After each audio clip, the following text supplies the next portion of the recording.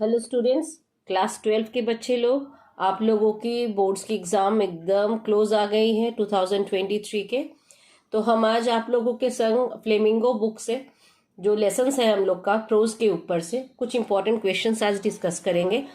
And I think this questions are extremely important, then we must prepare for these lessons or the questions for our upcoming examination. So the first question I will say that how different from usual was the atmosphere at school on the day of the last lesson. This is the first question. The next question is what shows M. Hamuel's love for the French language. तो ये दो questions में ही हम लोग को discuss करना पड़ेगा कि एम हैमुएल के लिए फ्रेंच लैंग्वेज कितना महत्वपूर्ण था और जो लास्ट डे ऑफ स्कूल था वो भी हम लोग को डिस्कस करना है, क्यों वो बाकी दिनों से अलग था। The third question is going to be why did Sahib's parents leave Dhaka and migrate to India. So हम लोग को पता है साहिब के पेरेंट्स जो थे वो ढाका को छोड़ते हुए इंडिया की तरफ माइग्रेट करेंगे and we have to discuss what is the reason behind it, क्यों वो लोग ढाका को छोड़ते हुए इंडिया की तरफ आएंगे। The fourth question is describe the circumstances which keep the workers in the Bengal industry in poverty. So Bengal industry एक ऐसा इंडस्ट्री है जो हम लोग लेसन में पढ़े हुए हैं कि जो बहुत स्ट्रेसफुल जगह है जहाँ पे किसी का भी काम करना ऑलमोस्ट नामुमकिन है। सो हम लोगों को बोलना है कि after working in that kind of place फिर भी वो लोग क्यों पुअर के पुअर ही रह जाते हैं। तो वो इंडस्ट्री इतना मेहनत करने के बाद भी क्यों पॉवर्टी में रह जाता है। So in this question we have to describe that.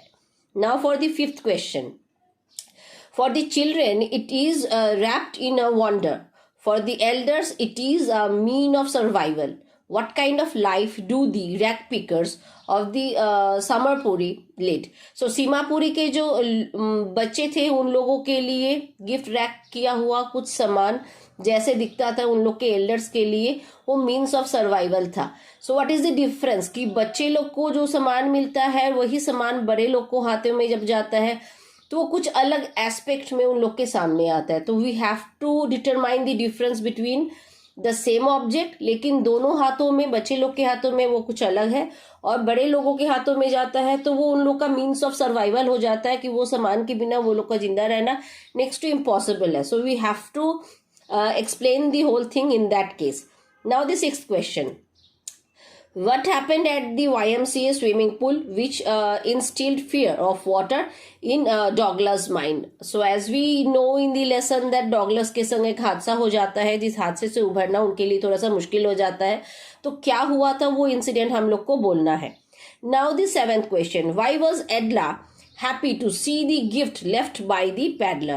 So एडला को अचानक से एक गिफ्ट मिलता है जो पैडलर ने उसके लिए रखा हुआ रहता है। वो गिफ्ट एडला के लिए क्यों बहुत ज्यादा स्पेशल होता है, we have to discuss. This is the main key point of the answer.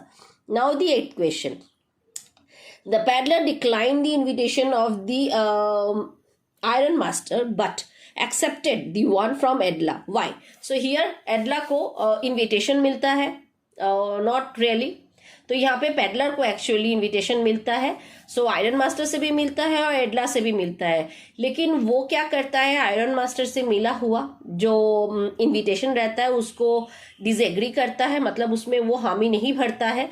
लेकिन एडला से उसको जो इनविटेशन पेपर मिलता है उसको वो हाँ बोलता है। तो एक में ना किया जा रहा है, एक में हाँ किया जा रहा है। तो वी हैव टू क्लियर ना तो क्यों नहीं और हाँ तो एडला को क्यों वो इनविटेशन में एक्सेप्टेंस में हाँ बोला जा रहा है, वो हम लोग को क्लियर करना है।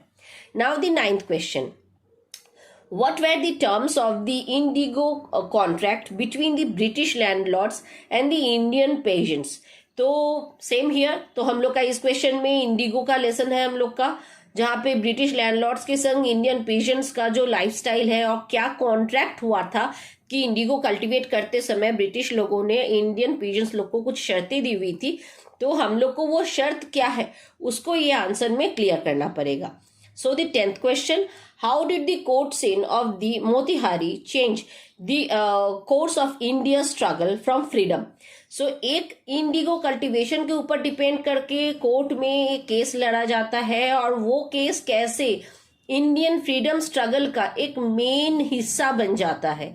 सो सर्टेन प्लेस के, सर्टेन फार्मर्स के, certain problems Indian freedom struggle के लिए कैसे हिस्सेदारी करता है, वो हम लोग को इस क्वेश्चन में प्रॉपरली डिस्क्राइब करना है.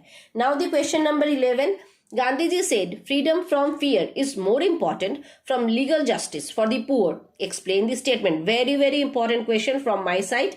तो गांधी जी ने क्या कहा था कि हम लोग के मन में, मेनली द पीजेंट्स लोग के मन में उस समय जो डर था, वो डर को भगाना सबसे बड़ी बातें थी. तो अगर जब हम लोग वो डर को ओवरकम कर लेंगे, तभी हम लोग किसी भी हम लोग के सामने आने वाली प्रॉब्लम्स को फेस कर पाएंगे. तो हम लोग के पीजेंट्स के मन में रहने वाली डर को भगाना सबसे ज्यादा इंपॉर्टेंट है. तभी हम लोग फ्रीडम की तरफ आगे बढ़ सकते हैं. This is the question number 11. Now the question number 12. How was the makeup room in the Gemini Studios a fine example of national integration? So Gemini Studio के अंदर जो हम लोग का मेकअप रूम था, उसमें हम लोग को ऐसा क्या स्पेशल देखने को मिलता है जो इंडियन नेशनल इंटीग्रेशन को एज अ प्रतिच्छवि, एज अ रिफ्लेक्शन हम लोग को दिखाया जाता है. We have to describe that in this question number 12. Now question number 13.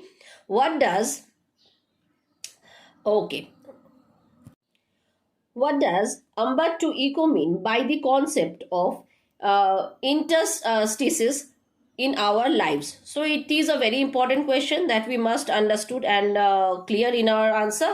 Question number 14. What are some of the positive views of interview? So in this answer we have to mention कि किसी को जब हम लोग interview करने को जाते हैं, तो we can get few negative aspect, we can get few positive aspects. तो एक इंटरव्यूअर जब इंटरव्यू लेने जाता है, तो उससे हम लोग को पॉजिटिव क्या क्या एस्पेक्ट मिल सकती हैं, ये क्वेश्चन नंबर 14 में हम लोग को एक्सप्लेन करना है.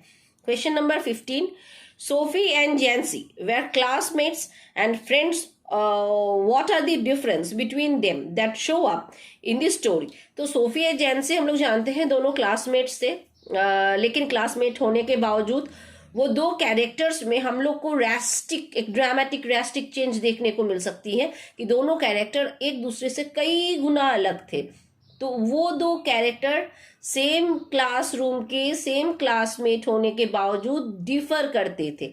वो डिफरेंस हम लोग को यहाँ पे मेंशन करना है, कैसे, किस तरीके से वो लोग डिफरेंट थे. Last question from flamingo that I think is the most important. Sophie lives in a world full of dreams which she does not know. She cannot realize. Comment. तो हम लोग जानते हैं सोफी एक ड्रीम वर्ल्ड में रहती थी, चारों तरफ अपना एक इमेजिनरी वॉल क्रिएट करके रखती थी, जिस वॉल के अंदर वो इमेजिनेटिंग वर्ल्ड में अपने आप को पाती थी और जहां वो बहुत खुश रहा करती थी. लेकिन शी कांट रियलाइज दैट वो इमेजिनरी वर्ल्ड है. तो वो जानती थी या नहीं जानती थी? अगर नहीं जानती थी तो जानना जरूरी था या नहीं, और किस किस्म का इमेजिनरी वर्ल्ड के अंदर वो अपने आप को पाती थी, वही हम लोग को यहाँ पे एक्सप्लेन करना है. सो ये क्लास 12 CBSE स्टूडेंट्स के लिए इंग्लिश फ्लेमिंगो बुक से कुछ इंपॉर्टेंट क्वेश्चंस जो मेरे हिसाब से आप लोग प्रिपेयर करके जाओगे. It is going to be great helpful for the students. So discuss भी आप लोग के संग कर दिए. सो बच्चे लोग इसको अच्छे से प्रिपेयर करके जाओगे, और अगर अच्छा लगता है, क्वेश्चंस इंपॉर्टेंट लगता है और मेरा डिस्कशन आप लोग के संग सही लगता है, तो आप लोग मेरा चैनल को सब्सक्राइब करना एकदम मत भूलिएगा. So bye bye for this class.